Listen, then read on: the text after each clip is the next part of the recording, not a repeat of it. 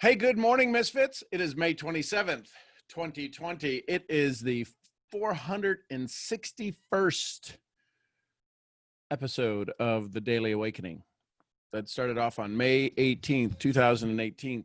Started it with the idea, the concept, the reason behind it was you can't complain unless you're willing to do something. And I was frustrated with the way I saw some trainers teaching and I saw some mentors leading. And I said, you know what? I just got to get myself out of my own way. Let me go see if I can't be of service and support to my community. And the very first call, 15 people were on the call. I was like, this is crazy. And they were all friends. And it was an amazing call. And they've gotten much better since then. You'd hope they'd get better. And what makes it better is you asking your questions, having conversations. So the topic for today, or the idea, the theme of today is living with joy. But all of that, the topic I come up with is secondary to the questions you may have. So as you sit here this morning, if you've got some questions, if you've got some conversations that you want to start off with, because I know yesterday we ended with about 6 more people wanting to ask questions, please feel free to just raise your hand and we can start off with questions and conversations. Living with joy. Yeah, that's an interesting topic. I see Jeremy's got his hand up. So Jeremy, let's go to you. Good morning, sir. What's up? Good morning, guys. Living with joy. Everything aligns for a reason. Today is actually the first time in a long time I woke up at 5:30 in the morning. I don't know what it was. I think it's living with joy, just because of how my life has changed recently, as far as the commitment to opening up with myself and getting real has led to a lot of energy.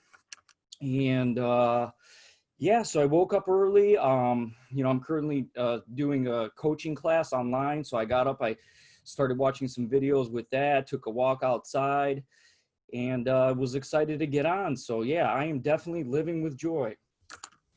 Well, and Jeremy, one of the things that happens, people ask me all the time, because it's about a 5-hour sleep for me is a good, long, solid sleep. 4 hours is typical. 3 hours is probably more within range.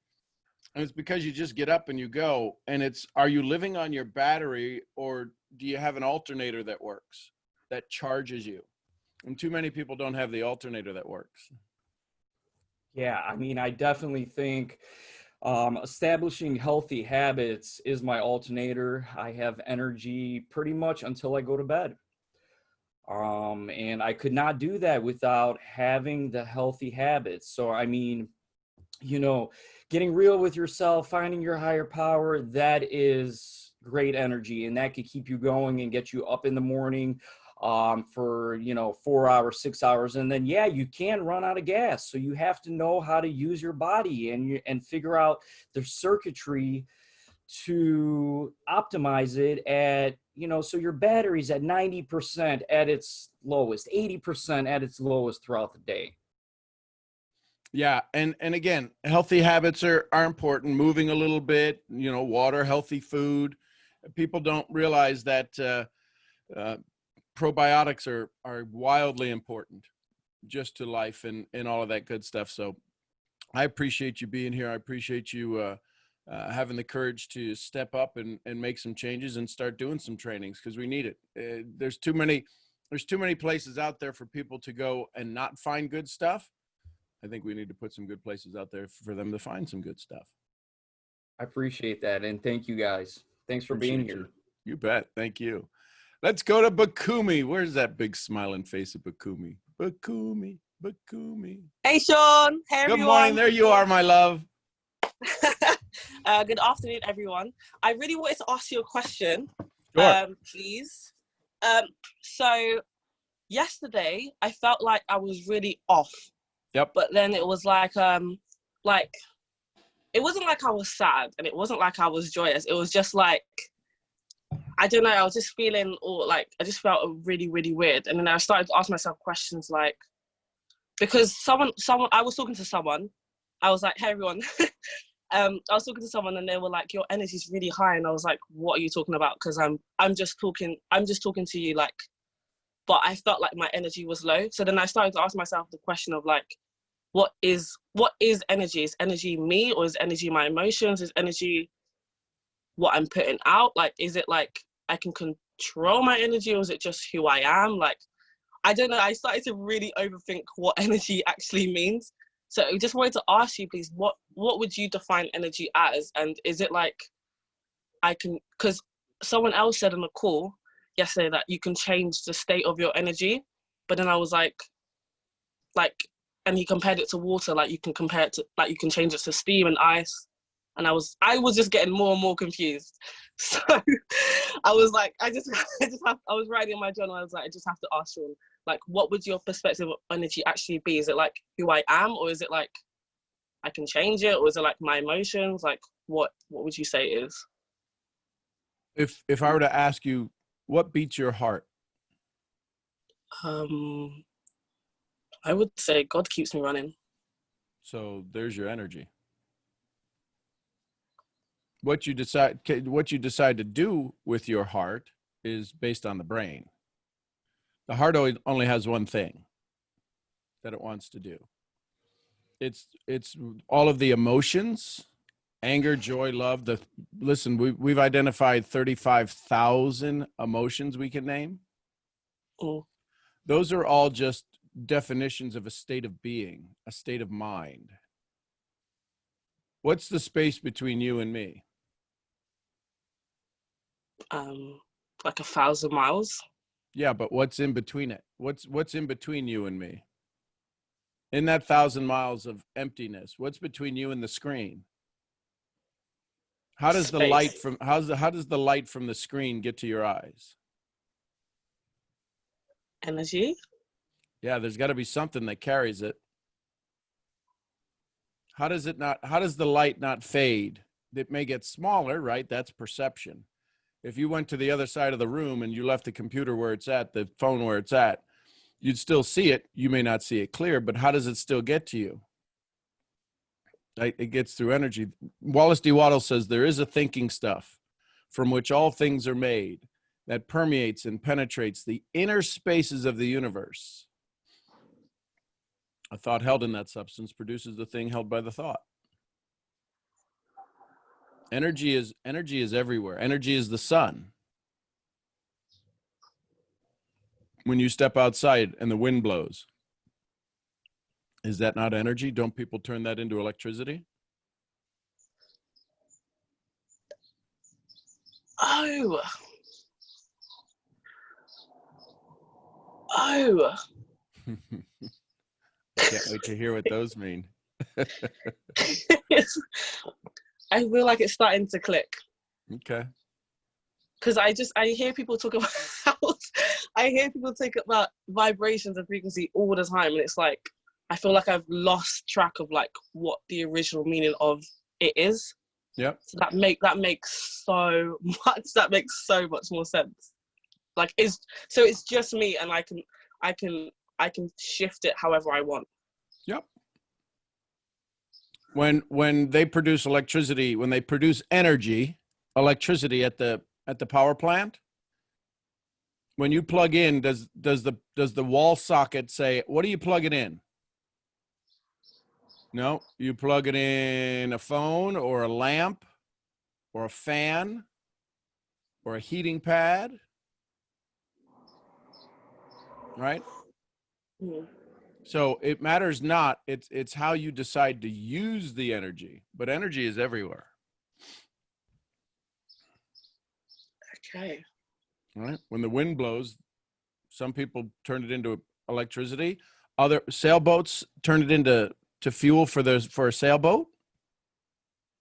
It's all in how you decide to choose how to harness the energy. Okay, one more question. Sorry, Sure. before I go. No, it's okay. Say I'm having like a really like, I'm really excited, I'm really joyous. Yep. And then another day I might not be as joyous, I might not be as expressive, but I'm still feeling good. Would my Sure. energy would my energy be different on different days, or is it the same just because I'm not expressing it? It's how you're deciding to use the 100% of energy you have. See, Okay. if you want to compare, let's compare you to 2 months ago. You and I wouldn't be having this conversation. No. So, did you go take an energy pill in the last 2 months? No.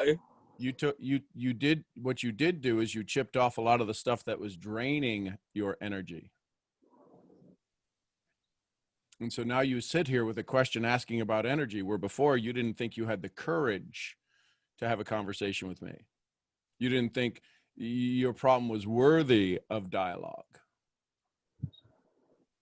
Your energy kept you at a very low vibration. The other day when you couldn't speak and you were at such a high vibration, that's because you allowed it to happen. It was an awakening. And now you sit at a much higher vibration than you did before. That's the challenge with happiness. That's the challenge with living with joy. You become joyous, and then all of a sudden when you become average, you're 10 times happier than you were before, but you weren't back at that high peak. And every day you keep bumping up the scores. You keep bumping up the level. You're like that thermometer that they have down at the church where they show the donations coming in, and they keep adding more and more and more to it. And your energy keeps going up and up and up and up and up. And all of a sudden you have an average day and you go, ugh, I'm having such a miserable day. And everybody's like, no, you're like 10 times better than everybody else. That's the addiction to approval, saying you're not good enough. I promise you this, there are days when Mother Teresa thought she wasn't good enough. There were days, if you listen to the story and read the books, Gandhi said there's more to be done. There are days when Einstein said, I don't know if I can answer any question. This happens through all of us, happens to all of us, this addiction to approval. So you sit here now asking me a question, coming up with a question to try to minimize your joy, going, well, what is energy? That smile is energy, because that smile changes all of us.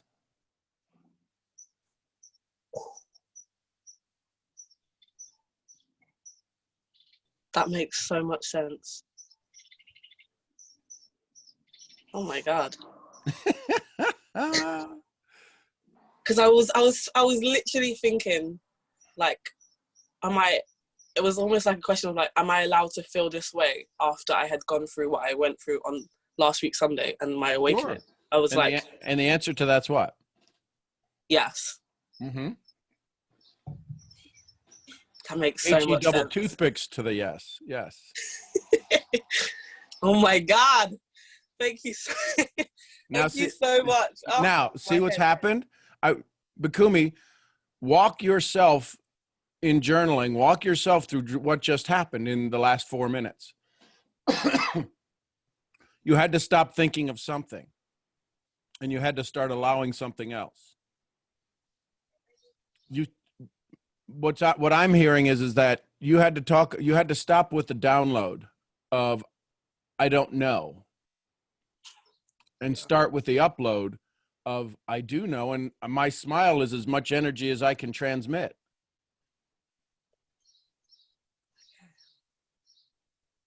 Now, here's the challenge. When you live with joy, living with joy, sometimes there's a phenomenon called intentional blindness.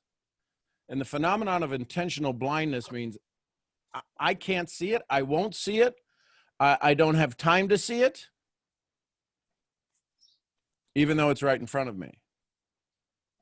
And that's possibly what the question you were asking was triggering, was a form of intentional blindness. How many times do we sit across from a prospect, and when we have a conversation with a prospect, they can't see it. They can't see this thing that we do.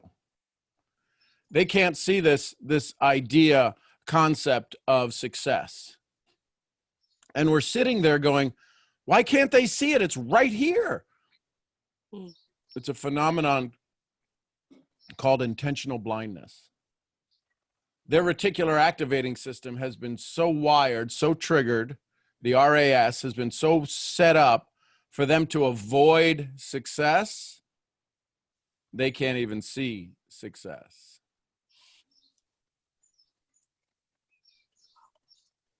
Does that make sense?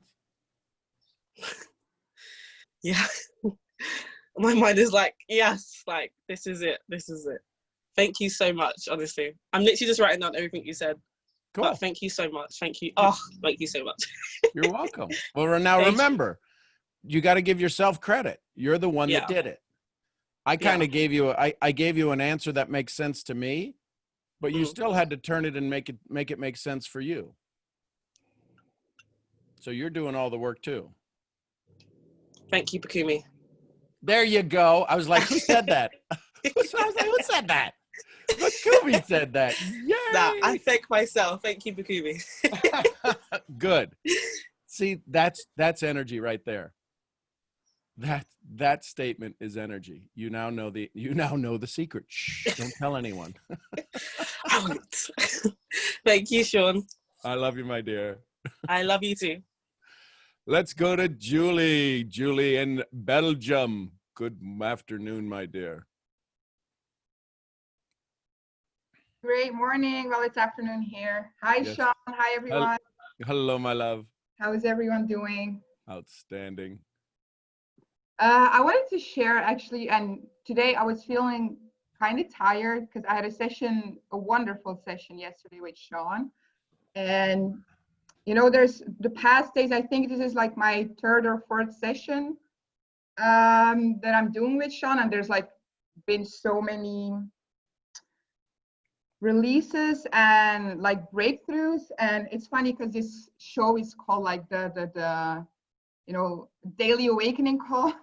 And you think awakening is going to look like something beautiful, and you're going to wake up like the princess in the Disney movie. But it's hard. And today actually I was so tired. I think I had like a lot of emotional release, and I was even doubting if I was going to join the call, because it's the first day that I'm actually taking some time to myself and just like sleeping in a little, and that I'm trying not to feel guilty of slowing down, because the past time like a lot happened, and like I've been going so hard in my business. In general, I always like show up for everyone and just go so hard. And like I lost my stepmom, the ex-wife of my dad, and she died by herself. I didn't even see her before and everything because I was like postponing to see her and postponing to call her. And then I just found out when they were going to cremate her body. And I felt so guilty all of a sudden. I just had like a slap in my face, like you need to slow down. And it just made me question a lot of things. And like today, I just wanted to show up as real as possible. Like I didn't even feel like putting on makeup or whatever. I was just like let me just show up here and share myself. And although I feel shitty, like there's what you feel and there's what you know. And I've been feeling so stuck and lost, but I know that things get better. Often before there's a breakthrough and something beautiful happens, everything has to break down and fall down. And it's so funny because we hear Sean talking about it, and when you're listening, it's like, yeah, awesome and powerful. But then when you go through it, it's like shit. It's hard. And like I always compare with like peeling an onion, or like peeling layers of an onion. Like every time you peel back a layer, you're crying, it's painful. But it's a beautiful process. And like I said, there's what you feel, but then there's what you know. And it's hard going through it, but I think not a lot of people actually have the courage to do it and to show up. But I just want to say thank you, Sean, because I already told you what you do is amazing. And although I don't feel the best, I know that often we forget as well that we've been through it before. And I've been fine, I've been through worse, but when you're in the midst of it, it's like shit, like your whole world is like just crashing in, and it's like the end of the world. But yeah, and I'm just allowing myself to be present and not make excuses like, no, and I'm just gonna, ignore my feelings like I usually do. Because when you're an empath and when you always show up for people, that's what you do, right? Oh, I'm fine, everything is great, and no. But yeah, the first time that I'm actually saying, like, although my life is pretty good, I don't feel fine, and I'm just tired, and I just need a break and take some time for myself. So yeah. So And congratulations. Congratulations for taking care of you.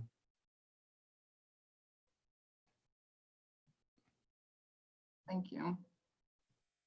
Because it's not always easy. It's not. But here's the thing. This is energy, right? Back to Bakumi. All of a sudden, there's a new rewiring. When addicts go to a hospital or go somewhere for a detox, the detox they're having, the body clears up pretty quick. Where all of the shaking and the sweats and everything comes from is the brain needing the drug. Is the brain doing everything it can to get one more hit? Is the brain doing everything it can to rewire the pattern, to keep the pattern alive? Because the brain doesn't like change. If the brain was okay with change, follow me on this, folks. If the brain was okay with change, you'd read a great success book and you'd be able to implement it like that. You'd hear an idea once and go, I'm doing that, and implement it. You know why most people reach their wealth in their late 50s, early 60s? Because they finally give up the addiction to approval. How many of us know people who are in their 60s and 70s and we love them because they just say what's on their mind? They don't give a rat's butt about who's around or what's going on. And we're like, and we giggle. And they go, oh, they're just a bunch of fools. There was a woman on a talk show. She was 82 and she's just this actress for like 60 years. She's been an actress. And she would get on there and she's got the British accent and she would be talking, oh, darling, isn't that a shame about them? Oh, darling, they're just not sure. And you just laugh because you know they're absolutely gigging them. And it's just funny as all get out. But you giggle because you wish you could say those things. So you're finally speaking up for yourself. You're finally putting yourself first, because once you put yourself first, you can now make sure everybody else gets as much of you as they need, not as much of you as you can afford. There's a difference. So I applaud you for showing up. And can I tell you something, Julie? You look more beautiful today than you have with all of the hoop earrings. You're sexy before, but you look beautiful today. And I want you to hear that. Thank you. You're amazing. Thank you. Just a question though, Sean, like, Please go ahead. because, like I said, it's in phases. Yep. You think like, oh yeah, I got it. And your light goes on and then it goes good for a while. And then you're like, oh yeah, I'm enlightened. Turns into a lorry and runs you over. Yeah, well, how do you deal with, because like I said, I've been here before, but you forget that you had your episodes. Yep. But now it's like, I decided like, okay, I'm going to show up. I'm done with certain shit. But then you said that as well. There's like this voice that shows up and that's like, who do you think you are? Like you don't have it figured out. And there's like these new challenges that present themselves. So you ever see that? You ever see those mind tricks where it shows something, the girl spinning, right? The ballerina with one leg out and it's just this silhouette and she's spinning. And then if you look at it, all of a sudden, without changing anything, she rotates direction. And the reason that it changes is because you were given an idea that it changed. The brain will fill in patterns. The brain fills in gaps. Imagine how insane we would be if I asked you to go back to the first kiss you ever had. Can you remember the first kiss you ever had? Yeah, kind of. Yeah, usually that's the response from women. They usually giggle and they're like, they thought they were such a Don Juan, but it was like getting licked by a dog, right? That's usually the first impression women have. But guys, when you ask them, they go, yeah, I remember my first kiss. It's like, no, you were an idiot then too.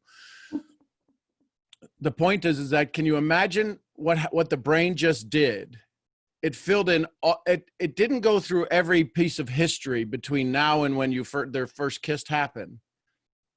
It went right to it, and it's making up the story, and you'll remember more of it as you begin to remember more of it. Some of it may be true, some of it may not be true, but the brain is always looking to fill in the gap. It doesn't do well with gaps in a story. That's why you could sit with a girlfriend of yours or somebody you went to school with, and you go, do you remember that time in class? And they're like, no, that's not what happened. Oh, yes, it is. And all of a sudden, you get a couple of people who are in the class, and you remembered it completely different. The same thing happens with our stories. If the story was we're not good enough, that story needs to hold on to something, because it's our identity. And when it shows up in the light at the end of the tunnel that we're moving towards, all of a sudden, just like that ballerina starts to change direction, and instead of us going towards it, it's coming at us. That's the old story trying to fill in the gap, trying to keep the old story alive. And you just go, aw, and you pat it on the head and go, you're just the old story. That doesn't work that way. It really takes you speaking out loud. The only difference between us and the guy that's crazy down on the corner that we see, the gentleman that's out there talking to himself, the only difference between him and us is he's speaking out loud. We're doing it silently at 14,000 words a minute with a smile on our face and lipstick on our lips. Not me, you. And we're talking and we're mumbling in our own head, sassafras, I don't even like this thing. And these people, now I got to go to this meeting, and that jackass is going to be here, and he's going to say this, and she's going to want to do that, and this is ridiculous. And you show up at the meeting and go, hey, how is everybody? And sometimes you can't even hear the words. It's just humanity. The reason some of us are giggling when we hear this is because that's what we just did yesterday.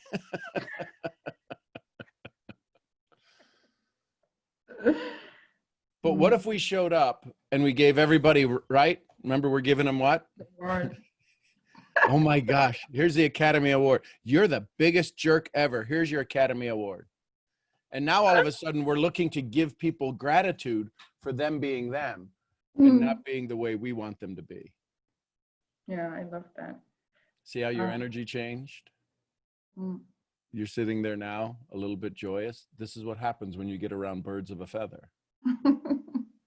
Right? We're all a little cuckoo.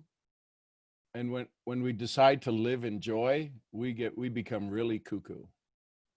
But at least we admit it, because everybody. Yeah, I mean, yeah. My family still lights a candle for me every day. I can't believe you do that thing called networking, whatever that is. Are you ever going to get a real job? God, I don't know. I'm kind of too busy. Enjoying life.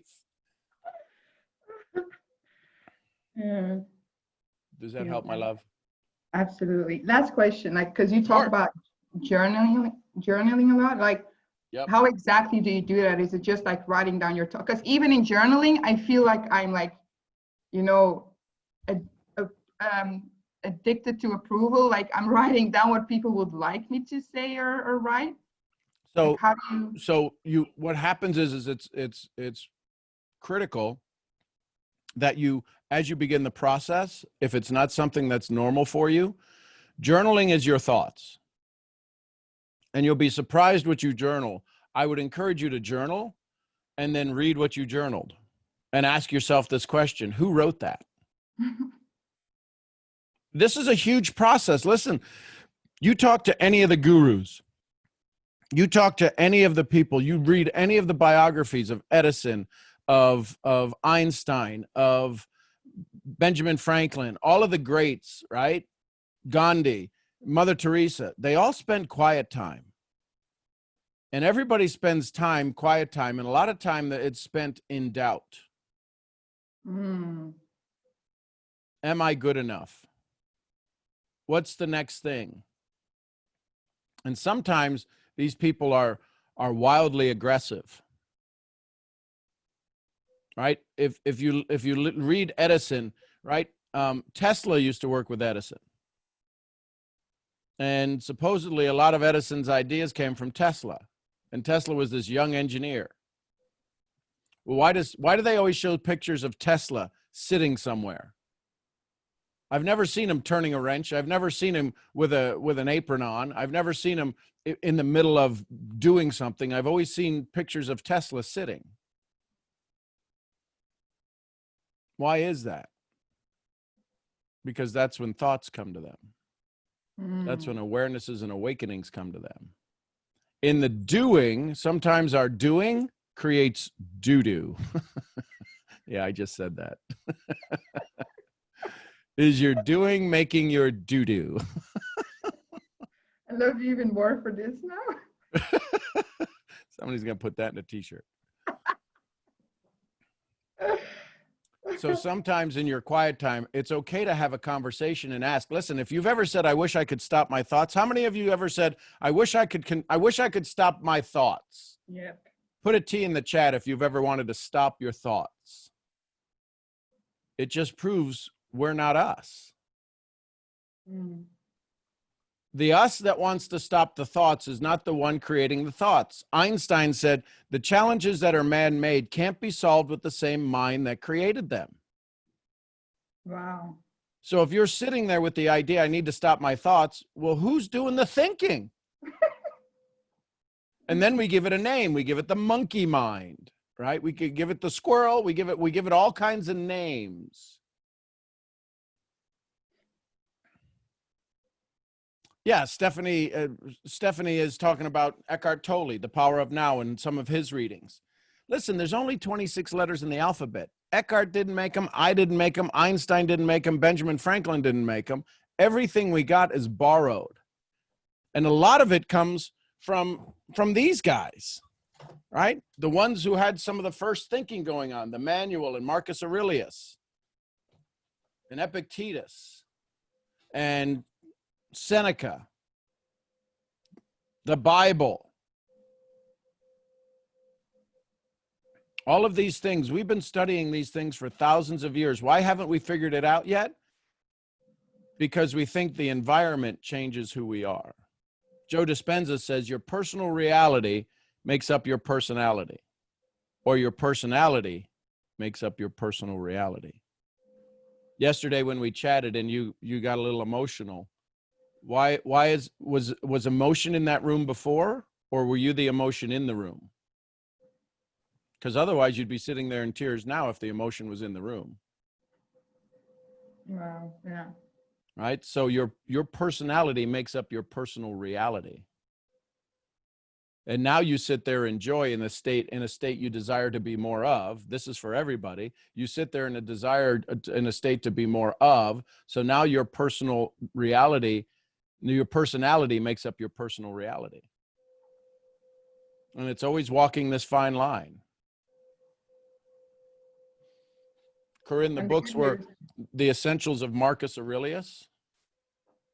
They're just little small books. Listen, when you speak wisdom, you don't have to say a whole lot.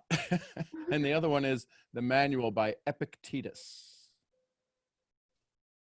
Those are just a couple. These are usually books I send out to my students, because when we start speaking love, it gets real simple. Right? Yoda. They're Yoda languages. Do or do not. Right? There is no try. Does that help, Julie? Absolutely. Thank you so much, Sean. Thank you. Love you bunches. Thank you. Love you. Let's go to Michelle Davis. Michelle Davis has her hand up.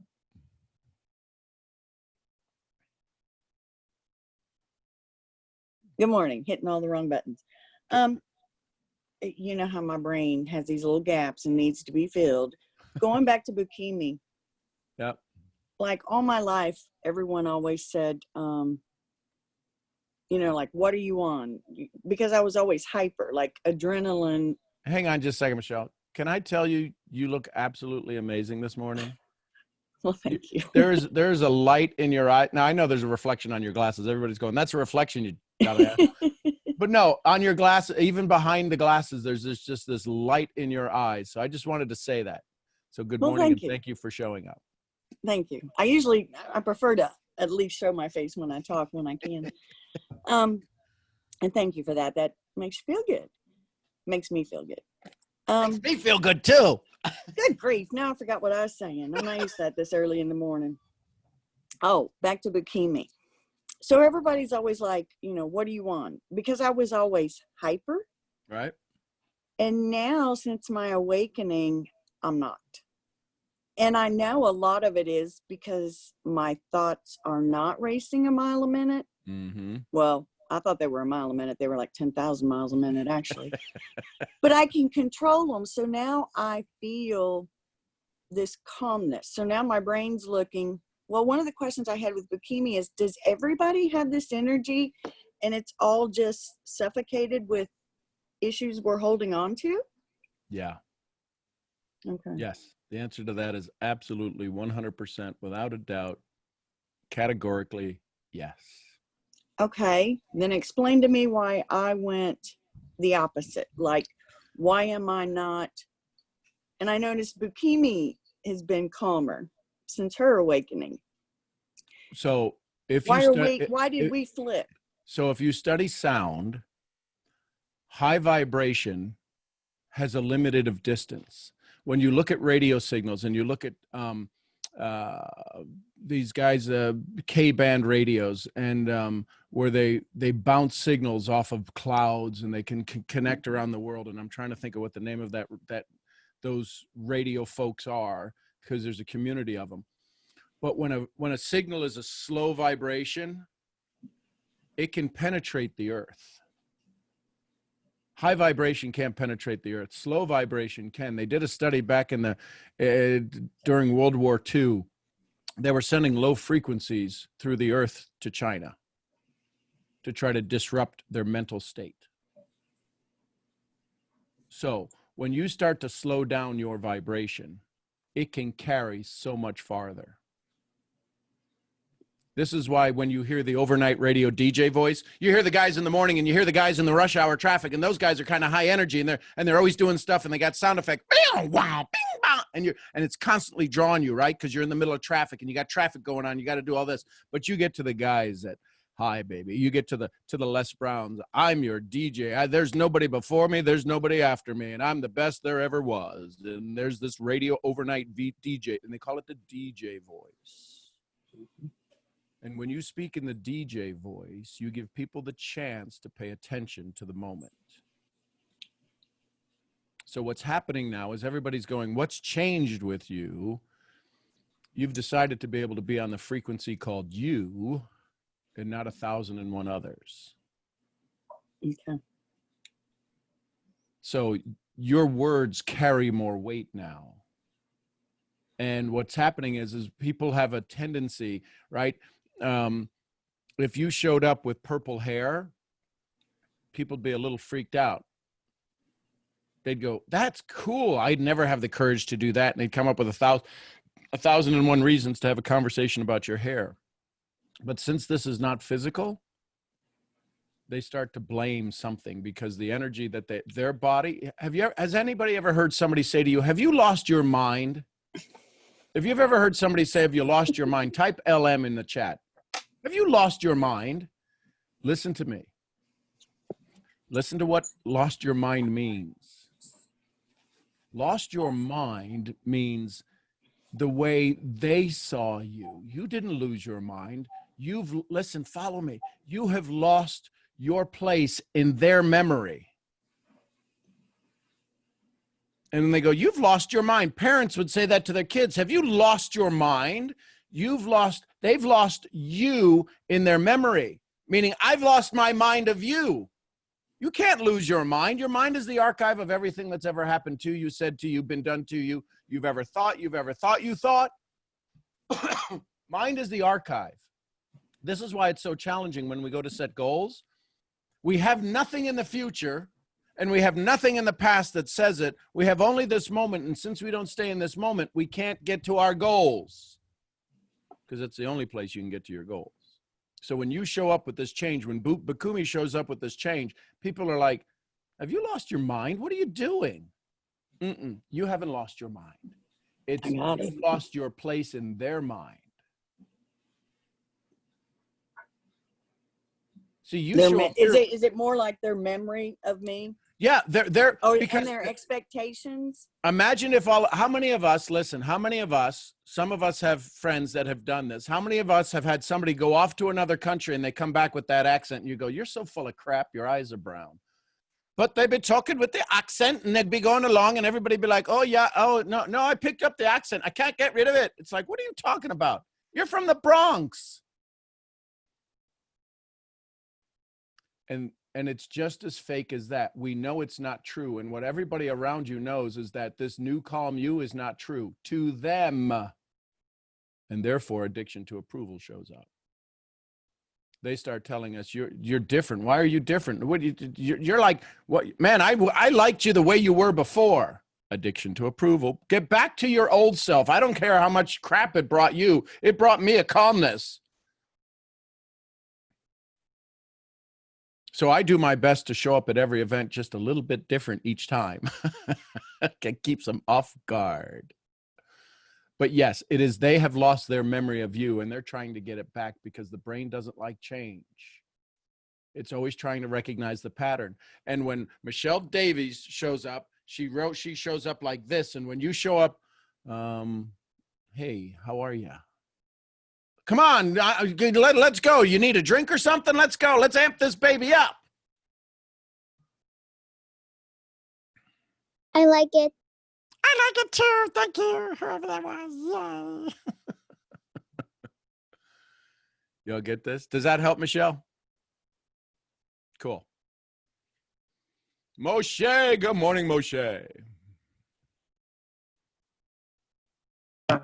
Good morning. Good morning. I'm just like cracking up over here because it's like I don't even know why I raised my hand anymore. It's like every time I have a question, it's just you answer it all the time. Like,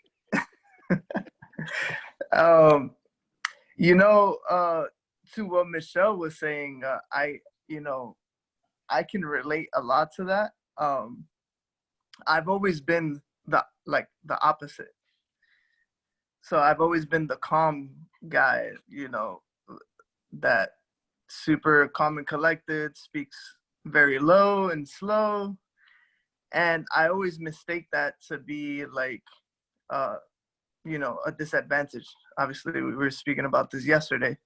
But now it's like this is the part two to reaffirming the fact that it is my advantage, right? Yep. The fact that I can listen to my thoughts and I never want them to stop.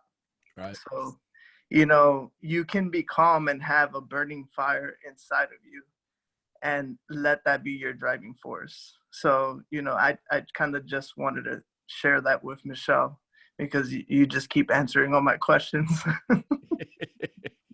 and the key is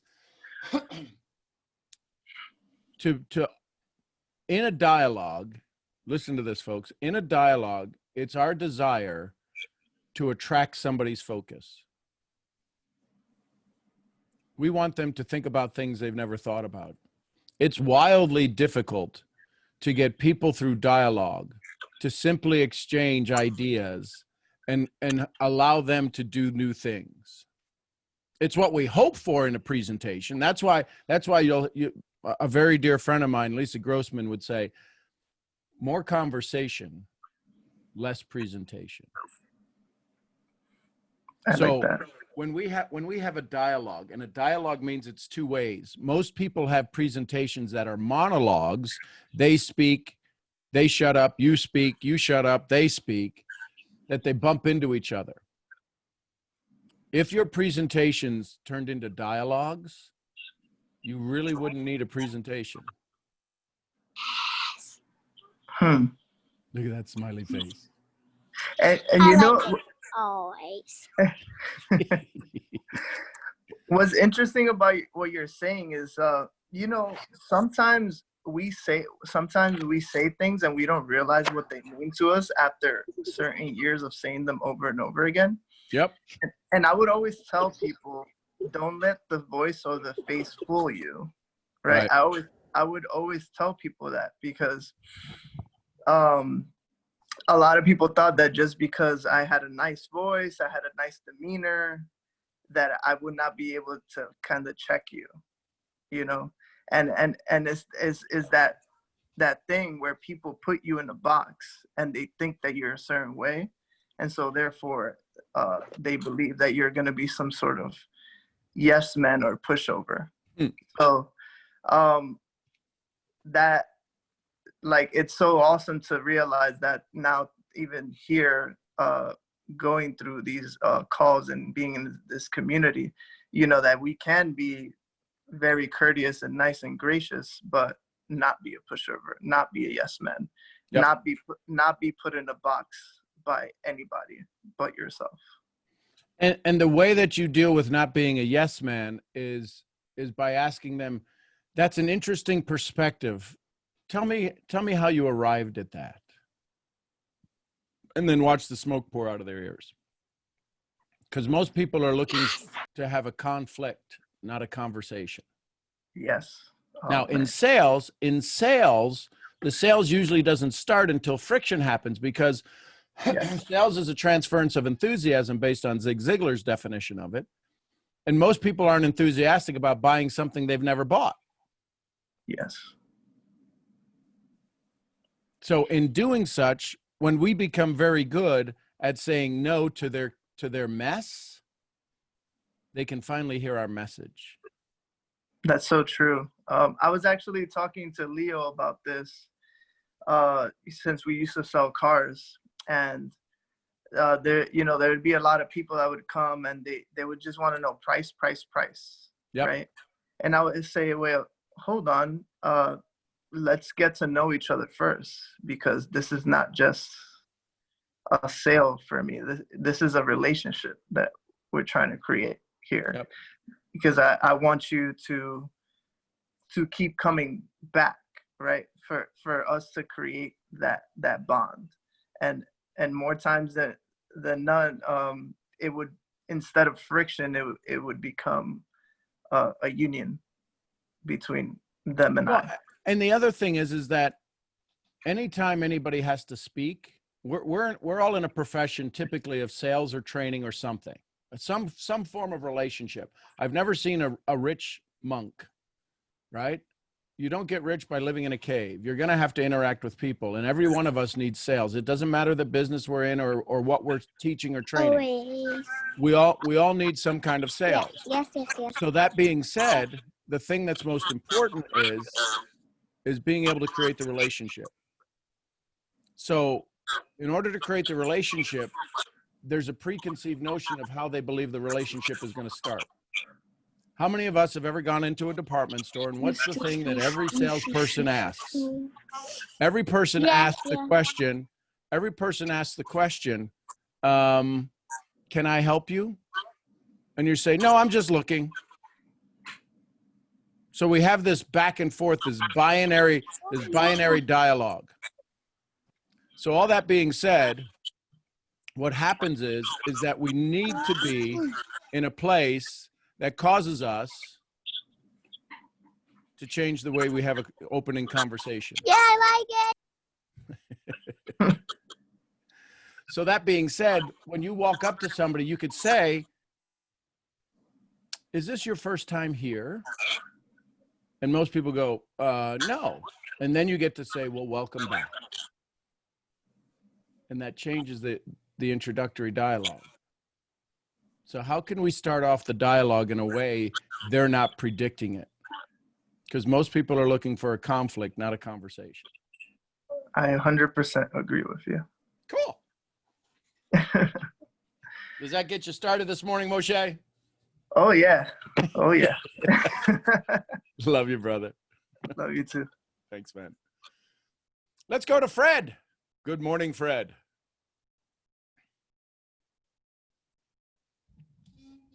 Good morning. How are you doing? Outstanding, Fred. That's awesome. So let me first off say that I appreciate these calls. I've been here for a little bit, but I never really had the courage to really speak up and say anything. So Fred, let me keep your question. You got your question? Because I want to compliment you first. Okay. Because you're looking to make a difference for not just you, for others, because when people ask questions, it's usually to be in service of themselves so they can go serve more. So I appreciate you being here this morning. Thank you. I appreciate that. Thank you. But my question for you is, I remember probably like a month or two back, you were talking about thought-provoking questions to either ask people or prospects. Yep. So I want to know, like, what's your top 5 questions to ask someone, either you're just meeting or like an old friend, to kind of get their gears turning and like really make them sit down and think? So sometimes when you're asking thought-provoking questions,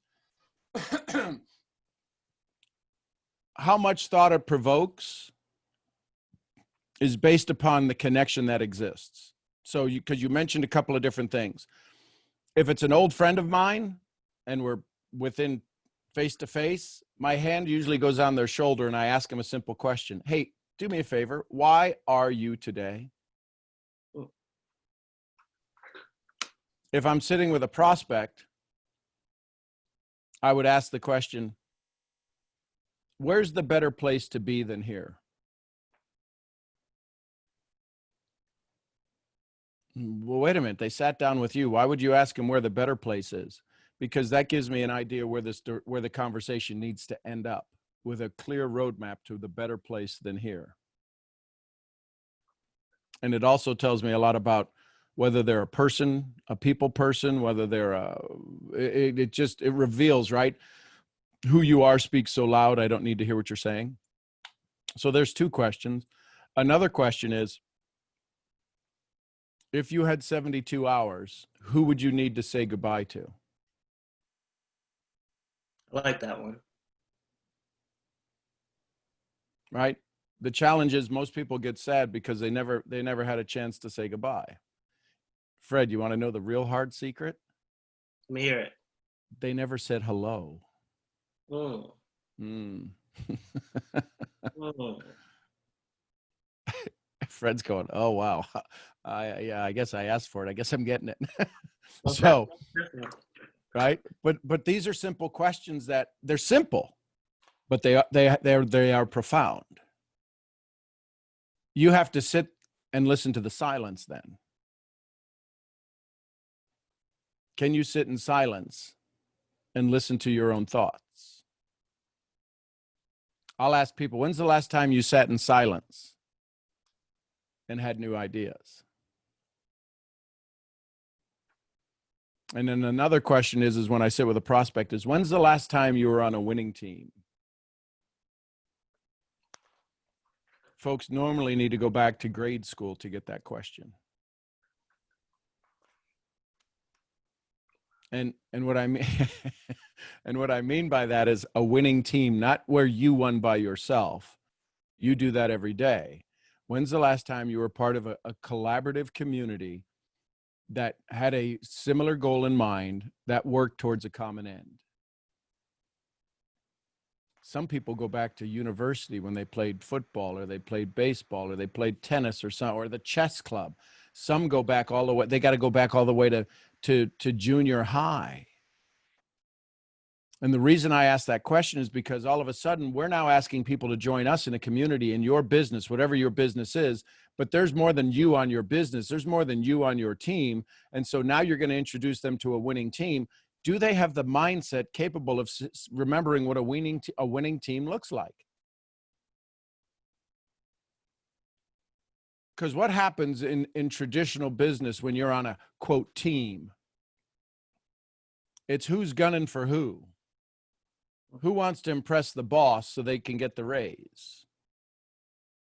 So when you introduce them to your crew, am I allowed to say that? I'm 54. Am I allowed to call your team your crew? No, I didn't think so. If you introduce them to your posse, how about that? Could I say that one? No, probably can't say that one either. No, I'm looking at RBP going, no, cut it. When you introduce them to your colleagues, does that sound right coming out of me? When you introduce them to the folks you're working with, they can't see them as a winning team. They see them as competition because we haven't set them up in a way that shows them as part of your community. Does that make sense, Fred?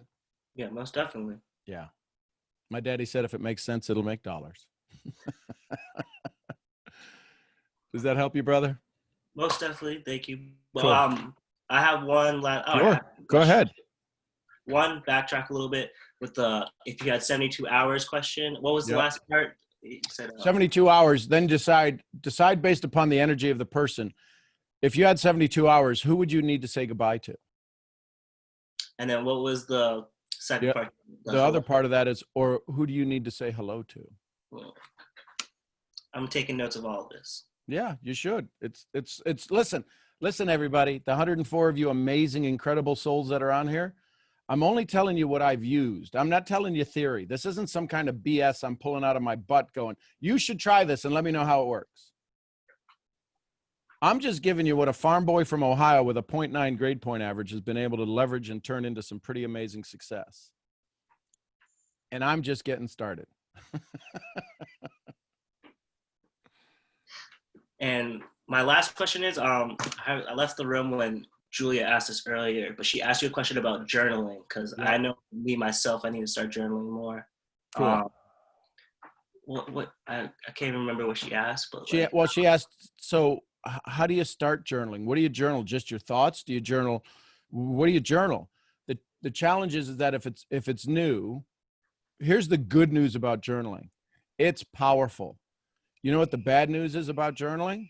It's powerful. And it'll bring up the old stories just as fast as anything.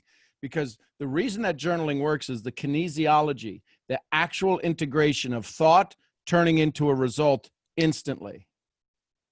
See, the body and the brain have yet to adapt to our thumbs creating our success in a text, or our fingers on a keyboard. The kinesiology of pen to paper, and we seeing it absolutely before our eyes appearing. We see instant success. And when your body sees instant success, what does the old story want to do? Wants to stop the instant success. So in journaling, you become uncomfortable. In journaling, you start to become uncomfortable because you're like, what am I doing? This is stupid. You creating the book of your life. Fred, do you ever plan on having kids? Yeah, most definitely. Okay. So would you want them to have to go through the pain you go through? Or would you like to give them a cheat code? A cheat code, for sure. That's your journal. Because if your son or daughter, tell me how old you are, Fred. I'm 21. So do you think your son or daughter is ever going to get to 18, I hope, God willing? I pray. Yep, from your mouth to his ears. So why don't you give him the cheat code for what you did while you were 18 and 19 and 20 and 21? What are the lessons you learned at 14 that changed your life, at 15 that changed your life, even if they're just bullet points? Do you know why I do these calls in the morning? No idea. You guys are the beneficiary of it. But these are legacy videos for my great-great-grandchildren who I'll never have the chance to meet in time and space. In the energetic world, I'll meet them. But these are lessons for my family, for my 600 generations. When they go, where did all of this start? Well, you got to go back to that thing, the YouTube. And on that YouTube thing, they've got these great-great-grandpappy Murphy tells these stories, and he talked to all these amazing souls, and we're still trying to figure out why they listened to him, because grandpappy was an idiot. Y'all get me? So I do these for my future success. I'm just practicing right now so I can get better. Hey, Sean, can I read something real quick? Sure. It's from the book 7 Highly Effective Yeah. Habits, and it goes perfect with what you just said for him. The title says, What It Means to Begin with the End in Mind. And it says, if you participated seriously in this visualization experience, you touched for a moment some of your deep fundamental values. You established brief contact with the inner guidance system at the heart of your circle of influence. And that's it. So when you journal, Fred, you're awakening your creativity, you're remembering your greatness, And so what do you journal? Everything, anything. I carry my journal with me. I don't leave the house without my journal. This isn't something I sit down at night and do because Jim Rohn said a dull pencil's better than a sharp mind. I'll forget stuff. So I can't hear a newscast or a documentary without coming up with 1,001 questions. That's the way my brain works now. So I carry them with me all the time. And what you'll find is that when you start to carry it, your reticular activating system will engage you to use it. Awesome job, brother. Thank you. Thank you so much, Moshe. Thank you. But this is what a mastermind is designed to do. We're not here to listen to me pontificate. That's not a mastermind. That's a seminar, and I don't do seminars well. I do interaction well. There's two ways to teach. Let me tell you what I know. That won't take long. Or let me tell you let me see how I can be of best service to you. That's the one I enjoy. It's a little bit more difficult because I got to listen to your questions and I got to answer them. And then I got to check in like I'm going to do right now. Fred, does that give you a solution to your answer, to your question? Most definitely. Thank you so much. Awesome. And so thank you again for being courageous in a community of 21-year-olds and 22-year-olds and 23-year-olds where you're looking to sharpen your saw. And they're like, dude, come on, let's just hang out. What are you doing that stuff for? Why are you doing that? And you got to sit there and go, I hear you, but I'm going to work on me for a little bit. I applaud you, my friend. Thank you so much. Thanks, Fred. I have one more thing for Fred, if you don't mind. Sure. So it's under becoming your own first creator. And it says, through imagination, we can visualize the uncreated worlds of potential that lie within us. Through conscious, we can come in contact with universal laws or principles, with our own singular talents and avenues of contribution, and with the personal guidelines within which we can most effectively develop them. Combined with self-awareness, these two endowments empower us to write our own script. That's amazing.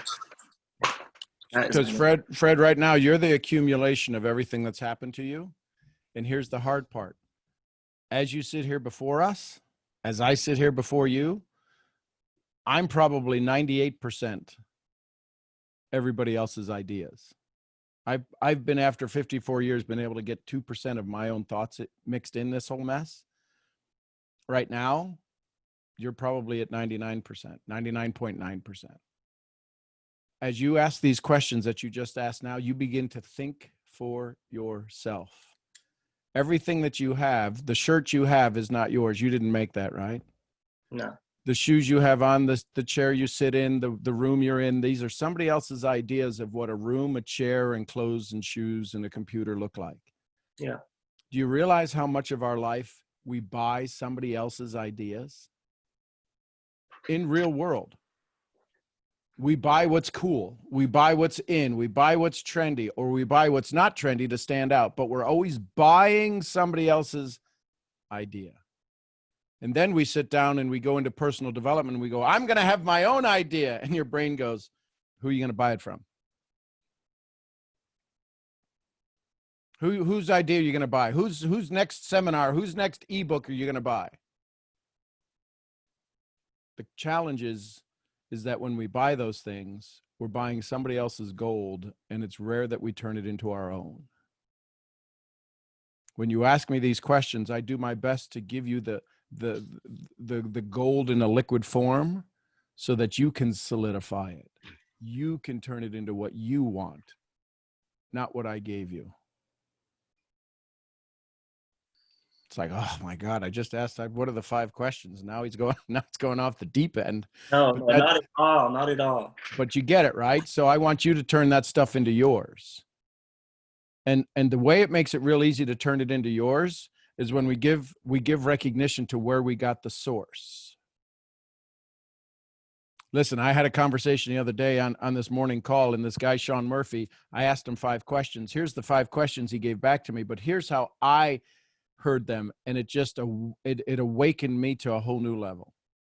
Because when you start to share your wisdom, most people can't follow you because they think they got to know what you know.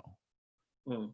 But if they know that they can have access to the source you have access to, and you're the access point to which the source works, then they'll follow you, because they feel they may never have access to me, but you get access to me on a morning call like this. And now all of a sudden you create a community by being the source, the access point versus the source. I'm not the source. I'm an access point to information called my experience.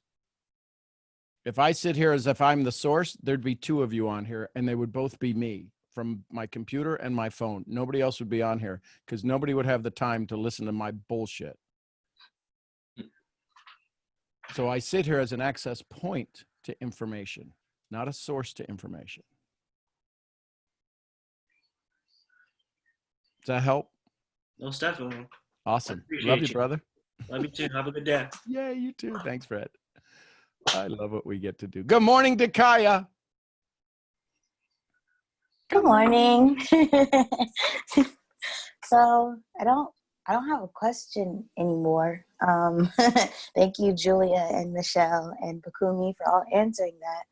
And Moshe especially, because I feel like amongst those racing thoughts, not say I had lost myself, but like I can see how erratic my behavior had gotten.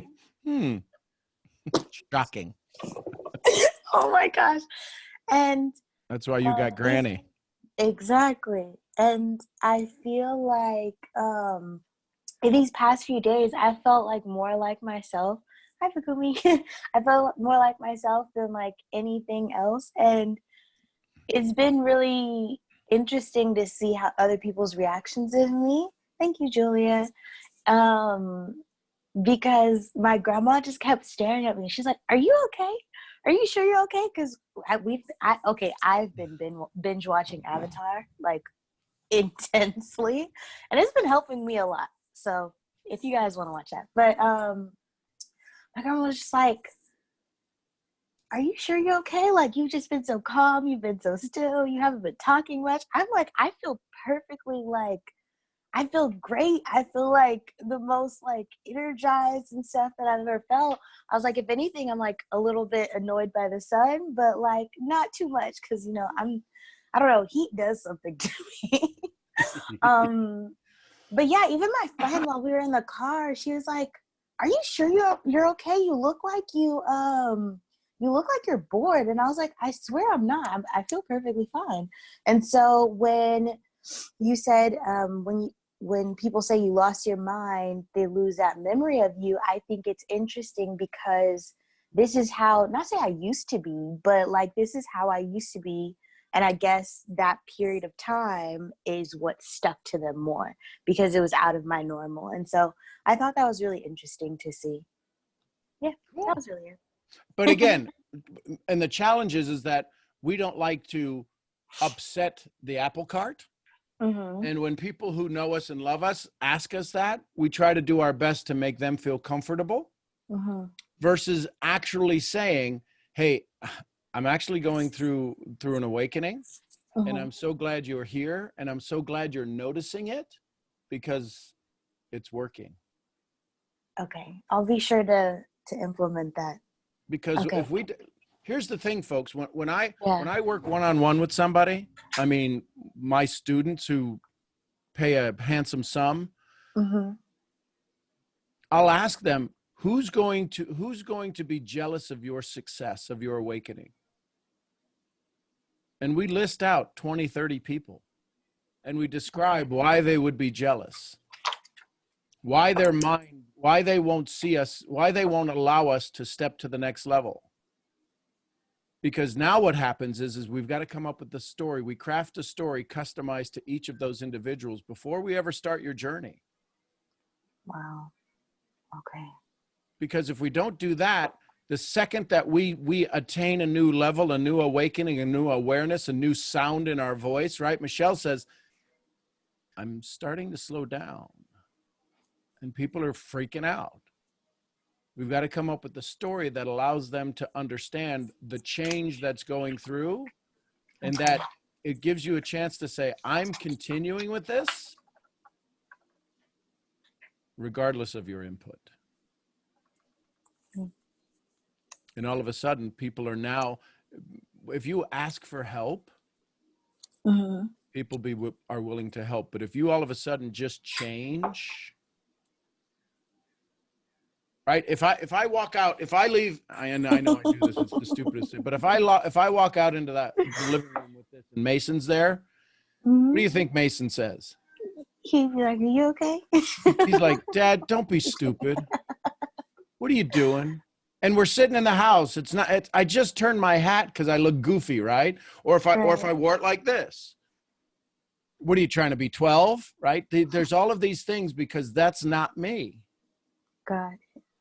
But do you see how it agitates those Others. that aren't you? Yeah. And now that's, I can see why it got to me. Not say as easily, but when it did, because I feel like I was going towards that change initially. Yep. And then I started seeing people's reactions of me, and I started conforming to what they wanted versus what I needed. So you're trying to make makes them a feel lot of better sense. than stay on your path. Right. Addiction to approval.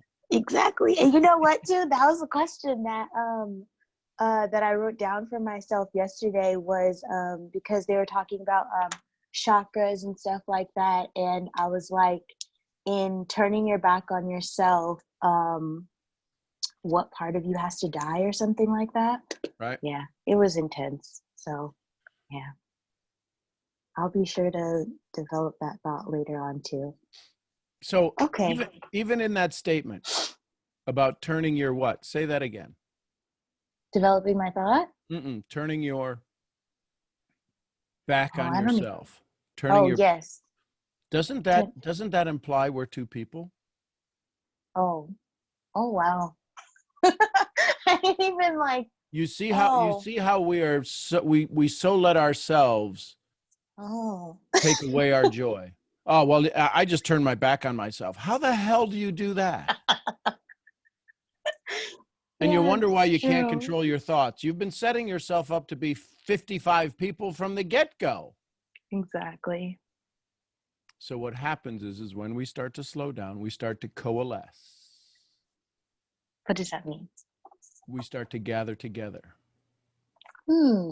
Right? You ever seen people do the Skittles? They put all the Skittles on the paper plate and they pour whatever they do, and they just start to move into the middle. They start to coalesce in the center, and they create this beautiful rainbow. I love that. Yeah. And I love that. Okay. Does that help you, Dikaya? It helps a lot. And I feel Awesome. like it answered a question I didn't even know I had. So See, now that's why I'm so dang good. I know, right?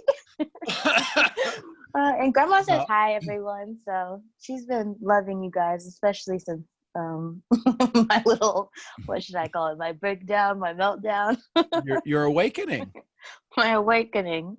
I didn't really Granny know whether too. I should call it an awakening, but I It guess was. Well, yeah, it was. It was. It can't be anything else. You know what? I need to start just giving myself more credit, and I'll make sure to screenshot and show everybody. Yeah, and stop turning your back on yourself. And stop turning back on I gotta myself. turn my hair Absolutely. My hair has never been this long. I haven't gotten a haircut yet. Oh, really? Please don't call it a breakdown, because No. our words have power. Power. Yes. It wasn't a bad thing. It was a good No, thing. it wasn't. It was amazing. And you want to know what was really good about it? We got to see Granny. Yeah, I know. And Can I be like this? Should I be like those kids where they cover up one eye? Let me see if I can cover up one eye. Oh my goodness. Yes, And you're like, that's Somebody your new look. screenshot that. Screenshot. You're like, this is the guy we're learning from. I love He this. just crawled out of a garbage can. Hey, y'all, I got some wisdom for you. Oh my goodness. Man, okay, yes. No Thank more you, Dakaya. breakdowns. Thank you, Sean, and thank you, my misfits. I love you all so much. No more breakdowns, just buildups. Right. Yep. No more breakdowns, just buildups. I'll make sure to Ups write and that one ups down on as here. well. There you go. Ups and ups Exactly. from here. Only. Hi, Sean. Can I read something for you guys? Sure. So I pulled some oracle cards in the beginning of the call. And the one that I got up is called Holy Earth Mother. And it looks like this.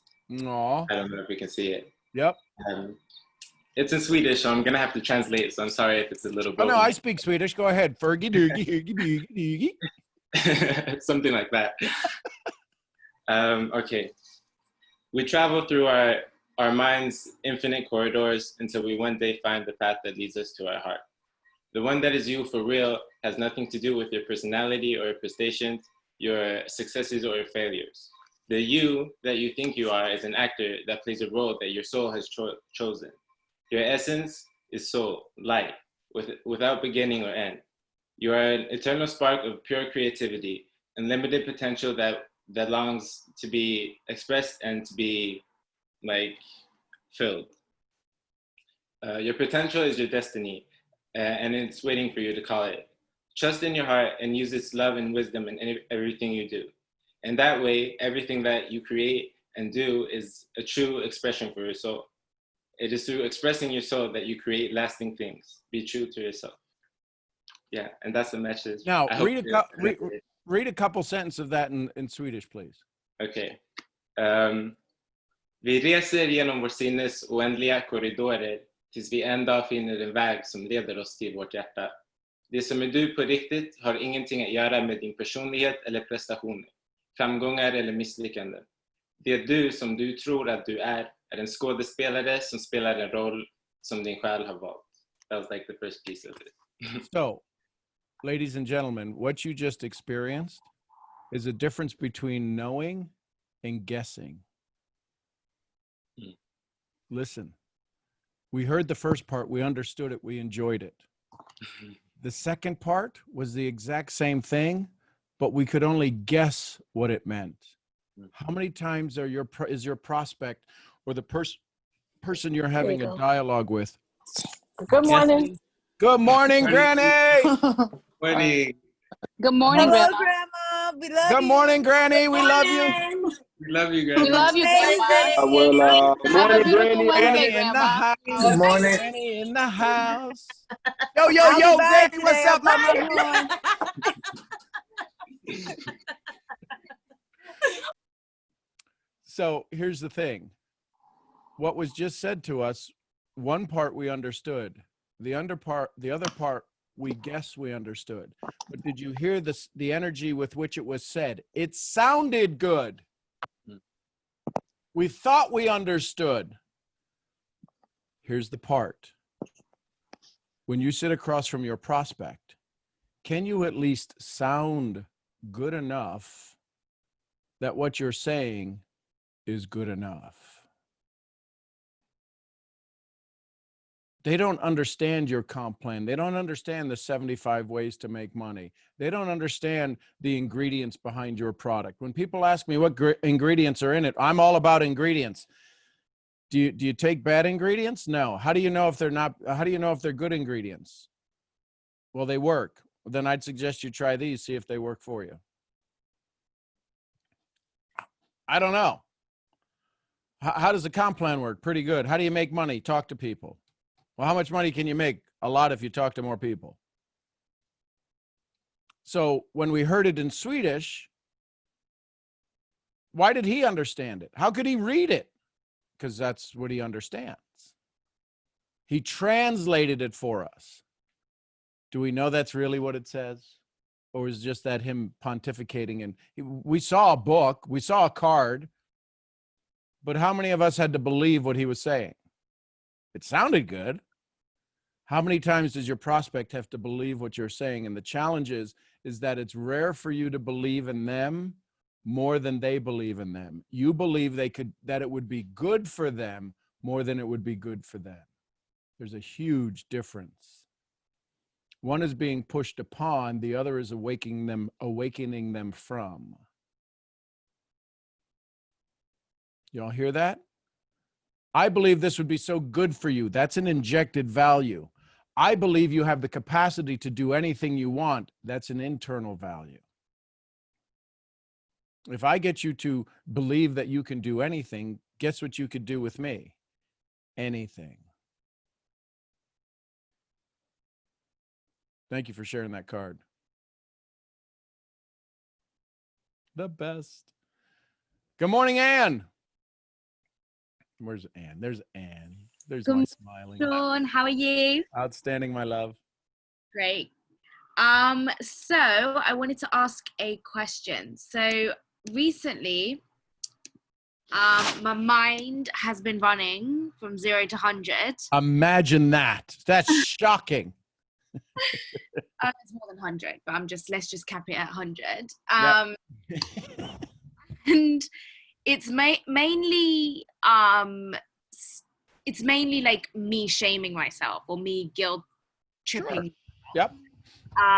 More shaming than guilting, but yes. Yeah, more shaming than guilting. And I know it. Like, I know that I'm doing that to myself. And I try to change my thoughts, but I just keep coming back to it, like, every day.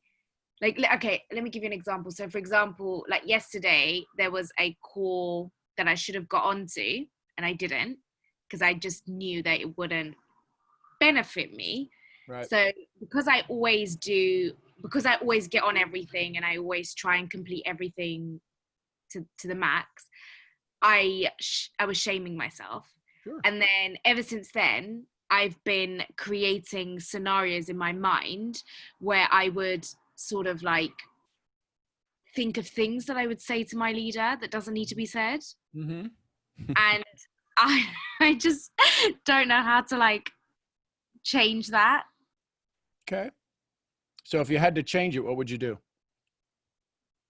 Just love them for who they are and love me for who I am. Cool. And so 30 seconds ago, you said you didn't know that answer, but funny how you instantly knew it. No, but I don't know how to love them for who they are. Well, yes, you do. Listen to your words and then do that. Yeah, but it's so hard. My mind keeps going back to it. But why is it hard? If it's who they are, if it's hard, it's you want them to be somebody else. They can't be. I know. You pat them on the head and you go, "Aw." Yeah, it's nothing to do with them. It's to do with me, but I just... Right. But so is it you loving them or you loving you for who they are? You loving you for who they are. Mm-hmm.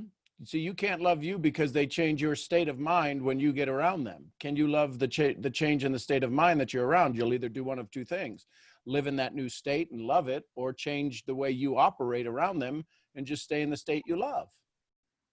Say that again. One more time. I wish I could. So you're Say either that going again. to you change your state when you get around them. Yeah, definitely. So can you love you in that new state? No. Then don't change. If I turn into a jackass when I get around somebody, I'm either going to love being a jackass or I'm not. But if I don't love the state I'm changing into, I have to stay in the state I change into, and I just have to accept them for who they are and not let them change me. What would happen? What would happen if you didn't? What would happen if you loved you when you were around them? I think I might say some things that... No, if you loved you, you don't have... No, if you say things that you want to say to them that aren't productive, you've changed your state. Why would you ever choose to be joy? Out of joy. That's what the title of this is, living in joy. Can't you be enjoying just... You don't have to change them. Can your words change them? No. No, so why worry about it? Jim Rohn would say, don't sign up for that class. Okay. Yeah, but I want to change them. No. I want to change me. So just be you in your state right now. Can you show up in this state of joy and be around them? Right? Your personal reality makes up your personality, or your personality makes up your personal reality. Okay, so that's the thing I need to work on. Yep. Don't change your state. Okay. Okay, so that leads me to my next question. So, Usually does. this is not just to do with like the team, but like anyone in general, like work or friendships or family, whatever. Does that then stop me from not telling people the truth, but telling them But whose truth is it? Whose truth is it? my truth? So do they really care what your truth is? Listen, let me tell you how much of an a-hole you are. I know that. I didn't think I was one. Well, no, let me let you in on a little secret. Everybody thinks that. Okay, so not my job. No, it's good. It's real simple. Listen, Epictetus, let me, it's like number 3 in here. Hang on. I just bought that book. Well, turn it open. So let me tell you what page to turn it to. Number 2. Okay. Desire demands attainment of that which you desire, and aversion demands the avoidance of that which you dislike. Life over. Done. Done. Where do you think he got that from? Experience. Desire demands the attainment of that which you desire, and aversion demands the avoidance of which you dislike. Those who fail to attain their desires are disappointed. How are you feeling right now when you get around those people? I'm disappointed because your desire was to change them. That ain't your job, young lady. Those who attain what they dislike are distressed. So you want to change them. You can't change them because your desire is to change them, but you wind up with what you don't want, not changing them. So therefore, you're the one disappointed. You're the one drinking the poison going, why the hell don't they die? If you avoid only those undesirable things which are within your control, you will never suffer. If you avoid only those undesirable things which are within your control, you can avoid getting ticked off around these people. You can avoid that. They're going to still be tick-offish people. Yeah. You will never suffer by attaining something you detest. But if you try to avoid what you cannot control, sickness, poverty, and death, you can't control sickness, poverty, and death. You will inflict useless mental suffering upon yourself. This is page 6, number 2. You got the book. I encourage you to read it again. It goes on. End the habit of despising things that are not within your power, and apply your aversion to things that are within your power. End the habit of despising them not changing. Yeah. That's not within your power. And apply your aversion to the things that are within your power. You being you. As for desire, for now, listen, this is what Epictetus said 2,000 years ago. As for desire, for now it is best to avoid it altogether. Can you imagine telling somebody, well, don't desire anything, put that on a shelf? But he says it with this caveat. Those new to this philosophy, welcome to the club, those new to this philosophy must first secure the sphere of power before they can discern what is worthy of desire. Is them getting better for you a true desire you have? No. So drop it. Well, sassafrasa. See, here's the challenge. You dropping that requires you to fill that void with a new story. How many of us have an old boyfriend that's a pain in the ass, or an old girlfriend that's just, I wish you're going out and buying voodoo dolls, sticking little pins in them. Drop it. That's not within your desire. It's not within your control. Those new to this philosophy must first secure their sphere of power, what you can control, before they discern what is worthy of desire. For if you desire things not within your power, listen, I'm going to read this. You will suffer disappointment. When practical, necessity demands that you desire or avoid something external at work, for instance, act with steady deliberation, not hasty strain.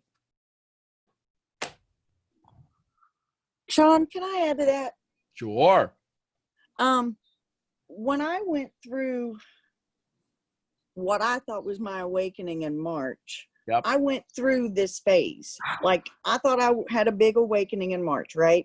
Yep. And then I went through this phase that Ann is going through. Yep.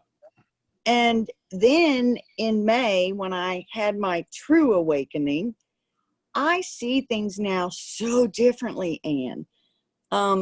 I would never want to talk to someone in that manner, because it does, I guess in my awakening, I now see people differently. I see that that's them, that's on them. I have no interest or desire to say anything to someone else. Does that make sense? My desire now to mention anything to anyone about what they're doing is gone. Like, my total addiction to approval, I mean, I can't say it's 100% gone, but it's 100% my views of people are now different. So I'm wondering, Sean, when, like, I thought I went through my awakening in March. Is Right. this part of the phase where we just become more aware? Yeah, there's the 4 phases. There's the fear, there's the sadness, that's this part. There's the excited, and there's the new normal. Wait, so there's another big awakening? Yes. That's kind of what I was getting to, but I didn't want to just say, hey, you haven't let go of that addiction yet, because I promise you, this is the phase I went through in April, where it was like I wanted to point out to everybody else what they was doing wrong, because Yeah. I felt like I just knew it all now, you know, and it's like I want to help everybody. Yeah. But now, since my true awakening, I have no desire to say anything to anyone else. I mean, and it's weird for me to say that and doing it now with you guys, but it's just, Ann, I just went through this, and like now I don't, like, this is my new normal, you know. It is very, very different than what you're going through now. So it's like you're in the awareness phase. Well, it's the sadness phase. This isn't even aware. It's just a sadness phase, because everything you look at makes you sad, or you find some kind of way to be disrupted. Do you mean like distracted? Mm-hmm. Yeah, I get distracted. Like today, I had to literally stop myself. Right. And so that's the awakening to the sadness that things aren't the same. And the brain is wanting to get through it. And then what happens is, when you realize you don't have to worry about them anymore, you're like, oh my God, this is joy. This is exciting. But here's the thing.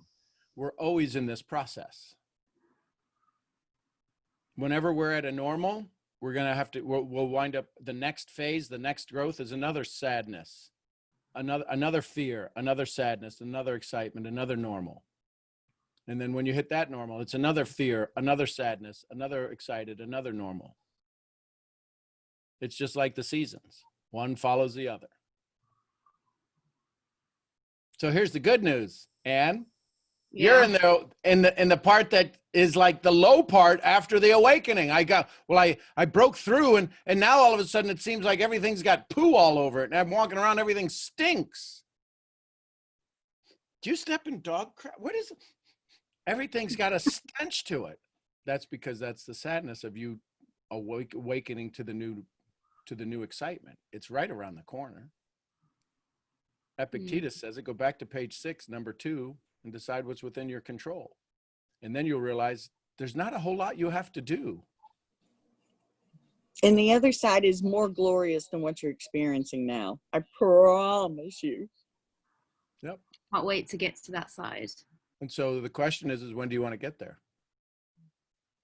Soon, now. Well, soon's a good answer. Soon's always out there. Now is better.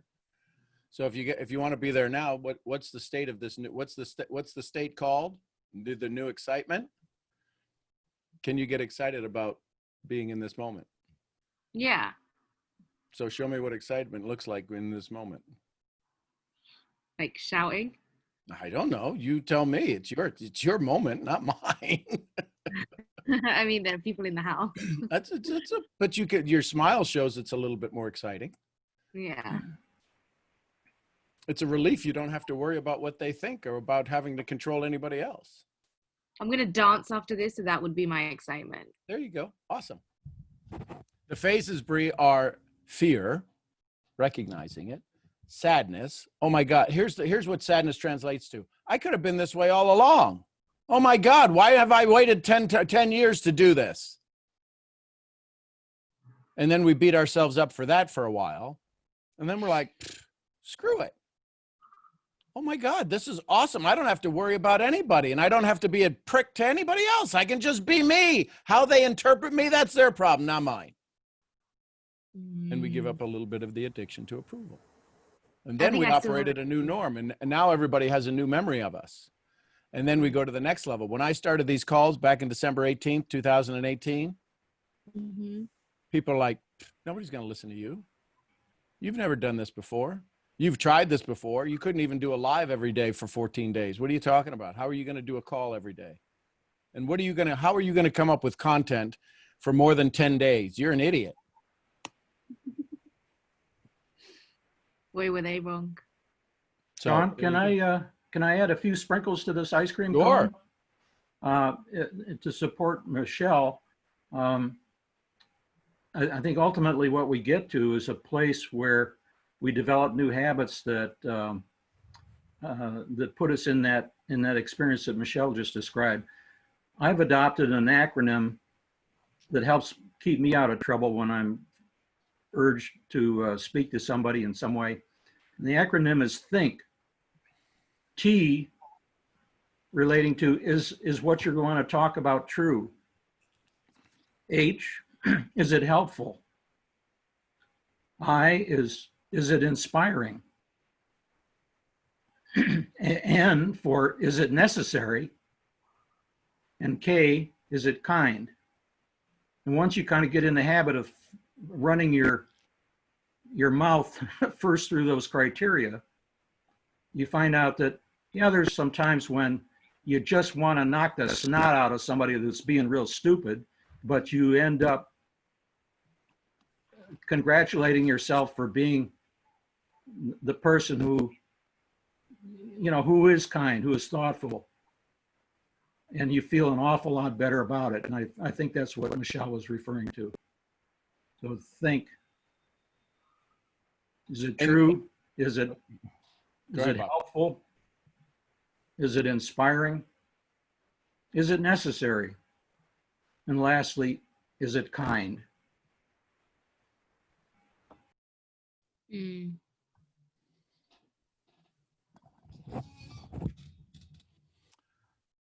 And that's why we have a community like this. This isn't about delivering a philosophy. It's about awakening you to a greatness inside and sharing thoughts and ideas that have served us. And you notice once you get in the habit of running yourself through that kind of a strategy with everybody, then it doesn't really matter whether you've got an old grievance with somebody or somebody new just offended you. Yeah. It takes care of it automatically. You do that with everybody. Okay. Unless you can't stand them, and then you go ahead and pop them in the nose. Pop them in the nose, right? Oh, well, there you go, folks. Does that help, Ann? Yes, definitely. Thank you, Outstanding. Michelle. Thank you, Bob. You're welcome. RBP, where you at? I'm right here. I'm just writing things down, listening to y'all. Put a bow on it. I did put a bow on it.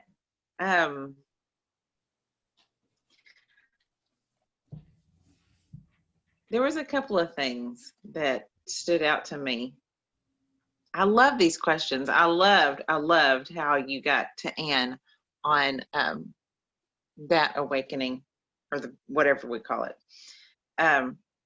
So here, I'll just kind of go over a few questions I wrote down. who do I have in my life that urges me to think for myself? We know one. And who in my life urges me not to think for myself? And am I someone's access point? And if I am someone's access point, what information have I filled myself with that the people will receive when they access me? And that question right there will tell you why, if you're growing a team or a community, why they act the way they act. Because if you're their access point and they're acting a certain way, quit looking at them and figure out what you filled yourself with that you keep regurgitating on them constantly. That's probably an indicator. I've done that a lot.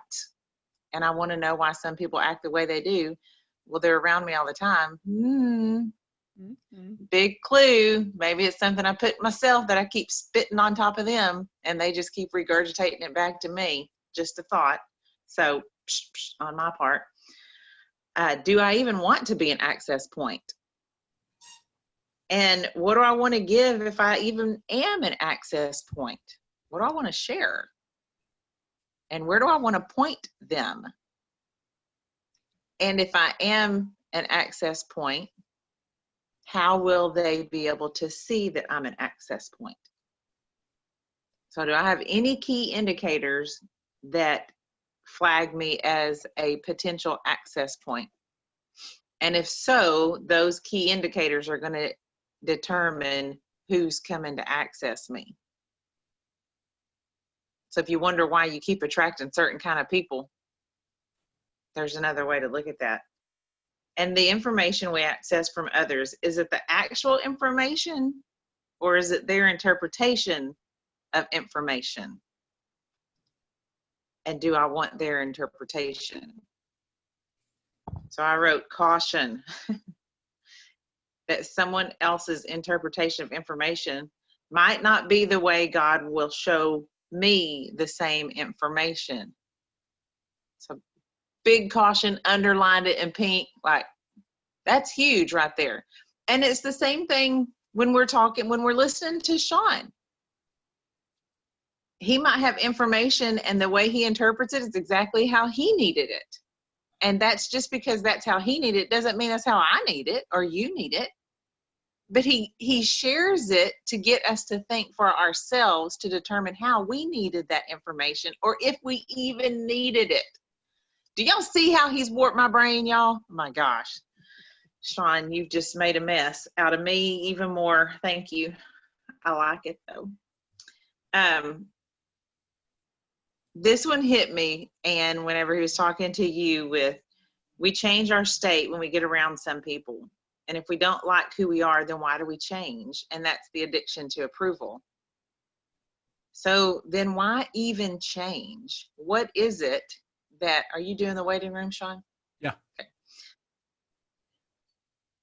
What is that with that addiction to approval? Where can you can start dissecting your addiction to approval right there. If you find yourself changing constantly, depending on who you're around, like I got someone really dear in my life, and every time they date somebody different, their clothing style changes, their food choices changes, their beverage choices changes. And I'm like, it's kind of like that old movie, Runaway Bride. I don't know if you have seen that Julia Roberts movie, where they're like, what kind of eggs do you like? She's like, oh, I like whatever eggs he's having.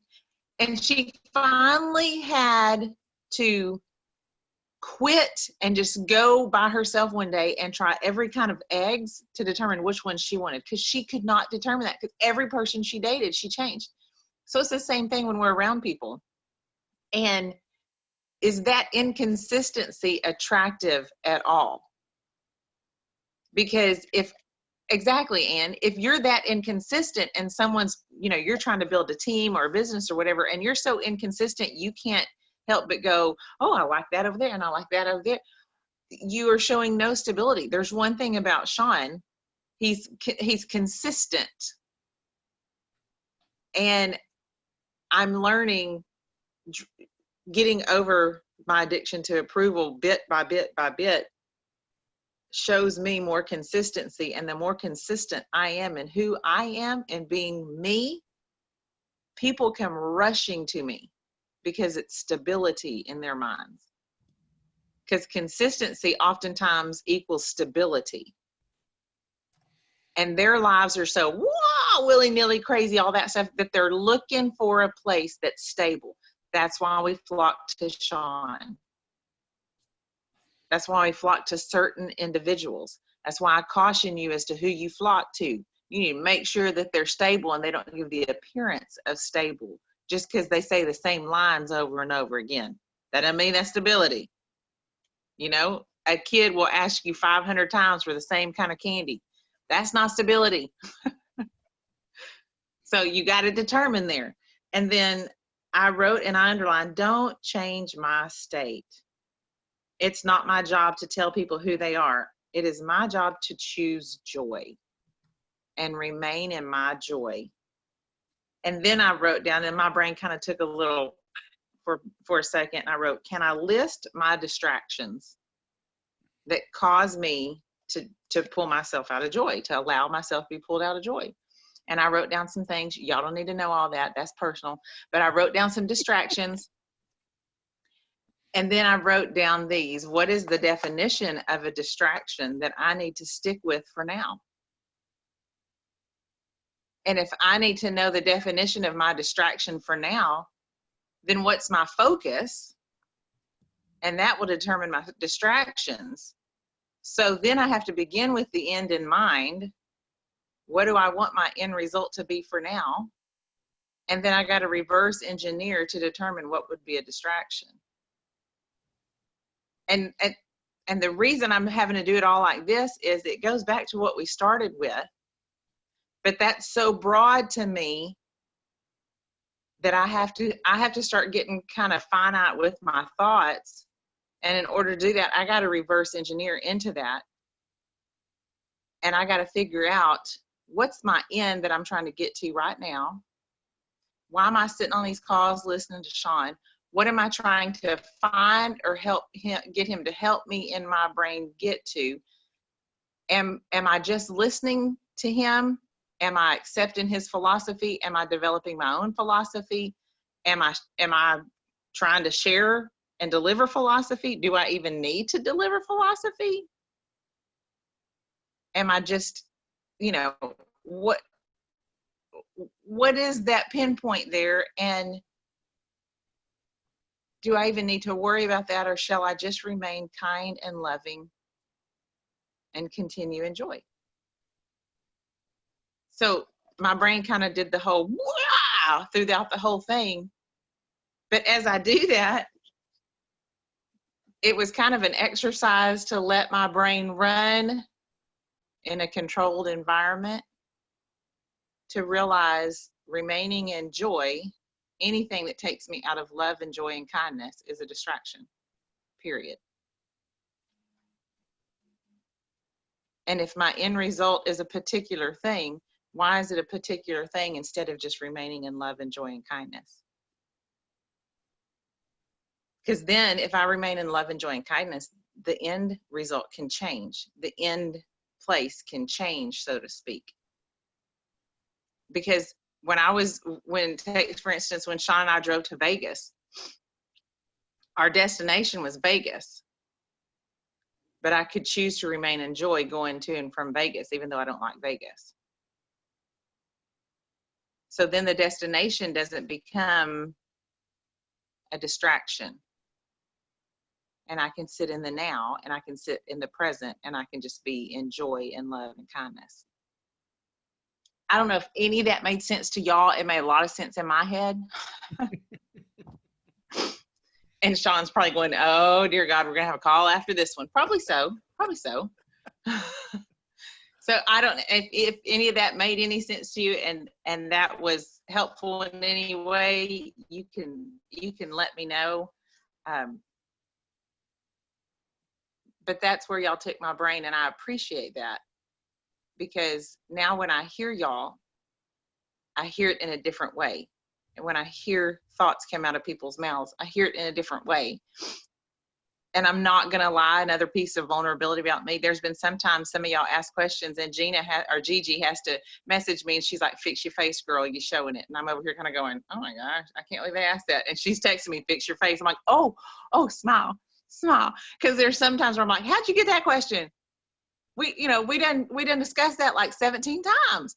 So y'all help me to see when the same question comes back around, and I can sit in joy and go, we've discussed that. And now they're finally hearing it instead of going, oh my God, just get it. So I really appreciate this community. I really, really appreciate how y'all keep coming back and the tenacity that you have to keep coming until you get it. I didn't have that at y'all's age in that way. I had it in a total different way. And now I get to sit here and kind of like a mom, I get to listen to y'all and I get to watch y'all grow. And Or I appreciate grandmom. that. Do what? Nothing. I didn't say nothing.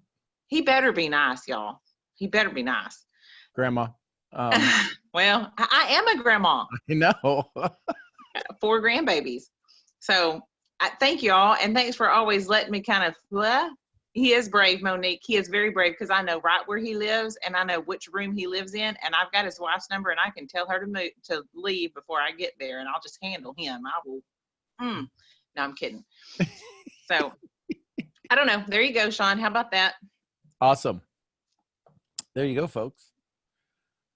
A little perspective, a little information. Take what makes sense, use it, taste it, test it out, use the THINK acronym, and figure out, is it okay for you to have more? Be more of you and less of them. Easy to do, not so easy to do. Easy to say, not so easy to say. But here's what I do know. The more you become of you, the more the world gets better. I appreciate y'all. I'm Sean Murphy, founder of Mental Profits, along with these amazing group of misfits. I'll see y'all where? At the next event. Y'all send some love to each other. Love y'all. Have a nice day, fam. Guys, Love see ya. you. Bye. Have a beautiful day, everybody. Happy Wednesday. I love every single one of you. Love y'all. Bye. Love you, love you, love you, love you, love you, love you. Love y'all. Love y'all. I'm thankful to learn from all of you. Thanks, Fred. Thank you, Fred. Love you. Bye, Happy y'all. Wednesday. Love y'all. You. Hasta Have a mañana. great day. Bye, guys. Love y'all.